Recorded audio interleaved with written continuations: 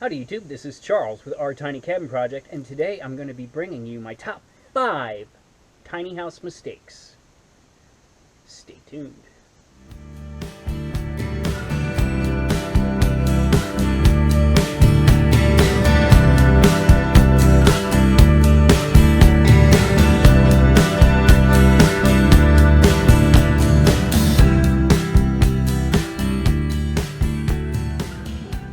Hi and welcome back, and today I am going to be bringing you, as I said, my top 5 tiny house mistakes.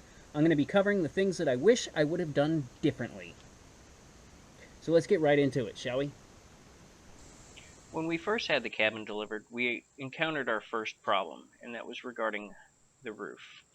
As you can see, the roof has these ridges, and we opted to not have the end caps put on to save a little extra cash. This ended up becoming a serious mistake because they became home to a bunch of wasps. This problem was resolved by using memory foam to fill every single one of the gaps and caulk every single open crevice, which took some effort. We didn't run into our second problem until the winter, which was regarding our floors.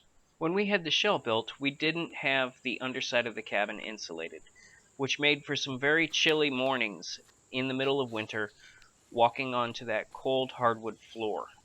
Although an easy problem to fix, neither one of us feel like crawling under the cabin into rattlesnake land to install insulation up underneath the cabin.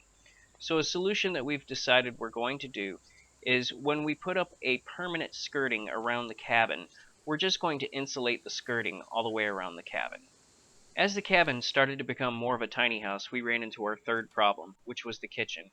We wish we would have built it into the corner where the windows are, so that way we would have had better ventilation for when we're using the type of cooking devices that are traditionally used within a tiny house. They're not exactly recommended for indoor usage, especially in such small spaces. If we would have put it in the corner where the windows are, it would have been moot.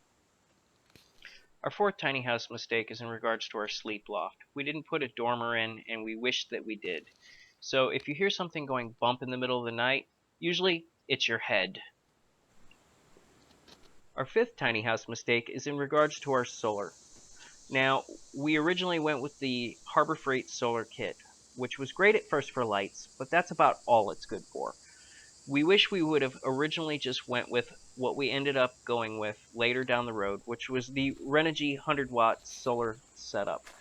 This provides more than ample power for just about everything that we need, and if we add another one, we should be able to run just about any electronic that we want to completely off the grid.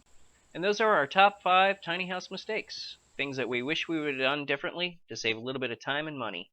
So I hope you enjoyed this video. Please like and subscribe.